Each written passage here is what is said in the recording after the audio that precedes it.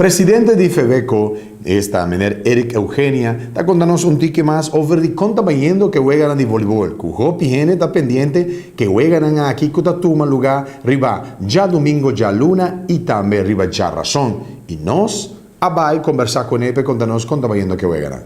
Bom, lo que me vou visitar, nós está chegando na fase final. Tá tem pouco vega mais interessante já domingo e caminha de masculino. O Bataquele ia ganhar Savriana 3-1 e na classificar para a final. E também tem masculino superior, bota tem o vega de Stacamachi contra Green Tigers.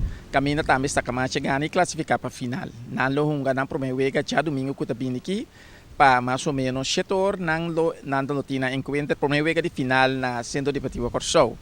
Dem feminino não sabe promoveu na de semifinal caminha com Stacamachi a Gana de Stacamachi a runga contra de Green Jewels na Gana nang 3-0 e den outro vega não sabe com Schwatanari a Gana Hurricane.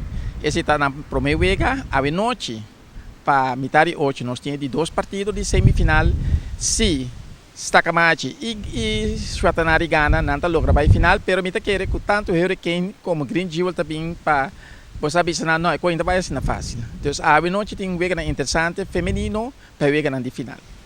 Meneer, quem invita o povo de Corsou para vir para apoiar o time preferido? Seguro, mas a costa caliente de Ananki, já domingo nós temos um bom público, então o vega Ananki seguro tá track hobby público, então me invita tour fanaticada de voleibol bem apoiar a sua equipe. Tá vale a pena bem, tem um bom ambiente.